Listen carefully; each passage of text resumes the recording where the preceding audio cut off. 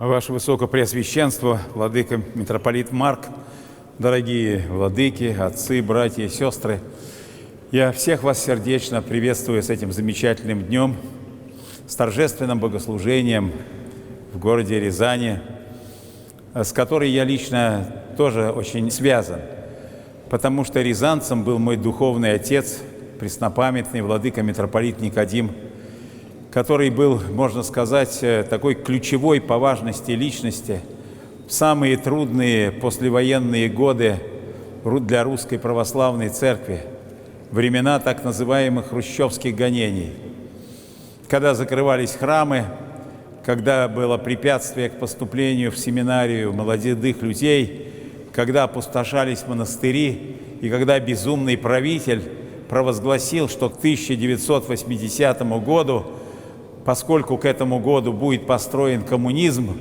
в Советском Союзе, то он тогда и покажет всем, как он нагло сказал последнего попа. Уже многие не помнят имя этого руководителя, потому что сама история заклеймила это имя. Слишком много было несчастья принесено этим человеком для земли русской, для экономики, для политики, для духовной жизни, для культурной жизни. В общем, он, этот политик, имя которого даже произносить не хочу, относится к очень небольшому числу тех, кто возглавлял нашу страну и с которыми не связано ничего доброго, а только одно плохое. Ну вот, в то самое время владыка митрополит Никодим в силу старости святейшего патриарха Алексия принимал на себя главные удары, которые обращались в адрес священноначалия церковного. Эти удары выражались в требованиях безбожной власти закрыть какие-то епархии, монастыри, храмы и так далее. И вот владыка митрополит Никодим, в меру, конечно, своих сил, он не мог полностью противостоять тому тотальному злу, но вместе с тем невозможное превращал в возможное. Поскольку он стал человеком очень известным во всем христианском мире через возглавление отдела внешних церковных сношений, то есть ведомство, которое развивало внешние связи нашей церкви, то, опираясь на очень большое количество своих друзей, единомышленников во всем мире, он обеспечивал хотя бы небольшое, но все-таки замедление вот этого хрущевского гонения. А делал все очень умно. Он приглашал большие иностранные делегации в храмы, особенно если храмы эти предназначались к закрытию.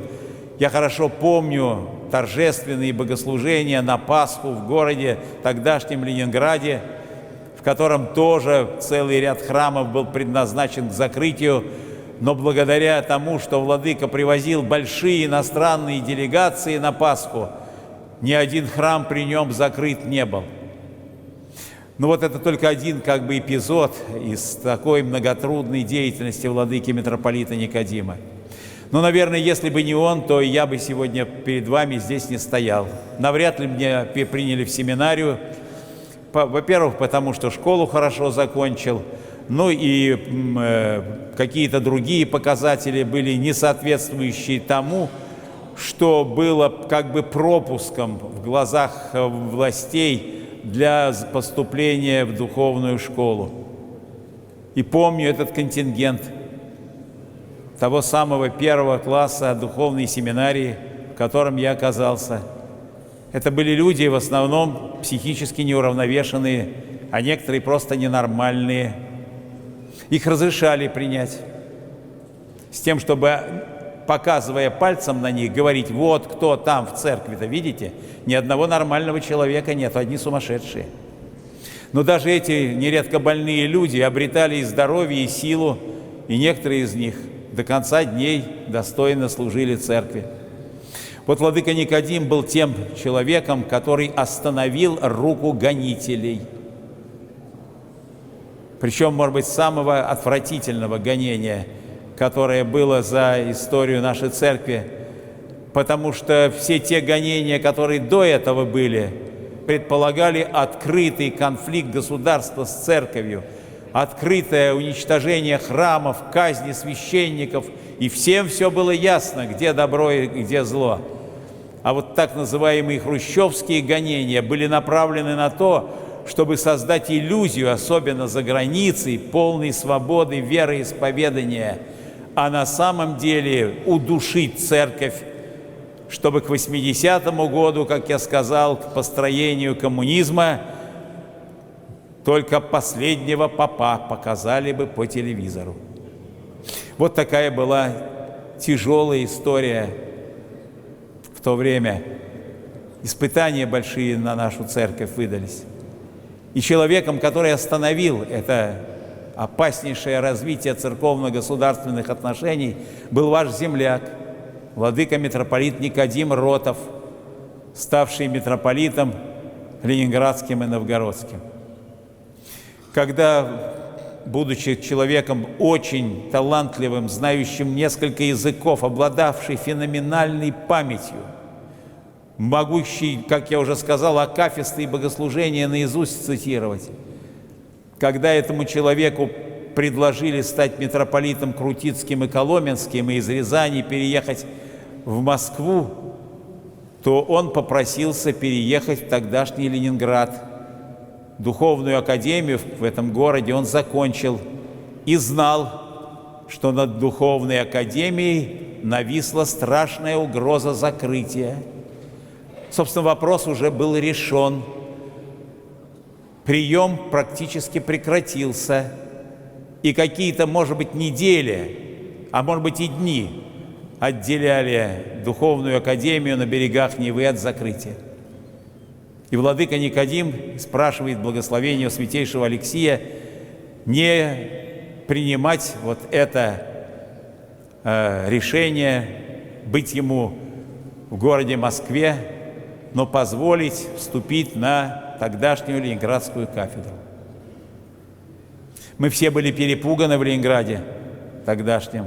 Все это, люди, связанные с церковью, потому что всем казалось, что Никодим, как мы его тогда называли, ставленник властей, и наверняка он сюда запущен для того, чтобы погубить окончательно Церковь Божию на берегах Невы.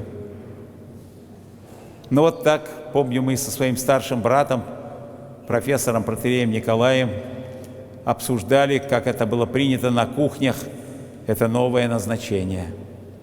А потом вспоминаю, как мой отец, придя в дом, остановил нас от этого злословия и сказал: подождите свой суд выносить.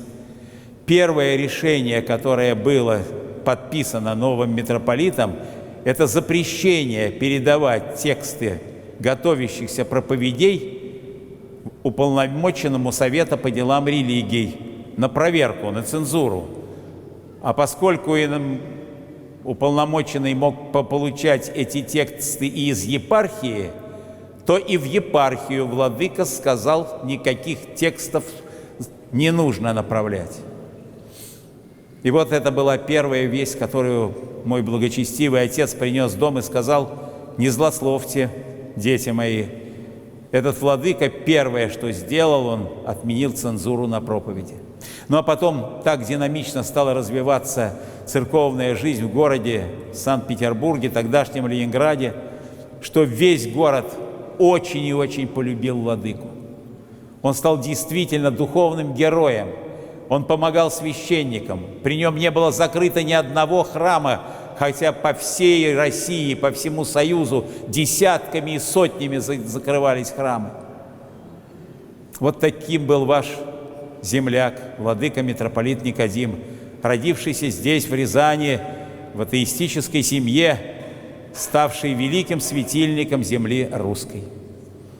И поэтому особое чувство у меня к городу Рязани, куда я уже, как сказал, мы с владыкой приезжали, посещали кладбища и молились, конечно, о том, чтобы церковная жизнь в этом городе процвела. И так ведь оно и получилось.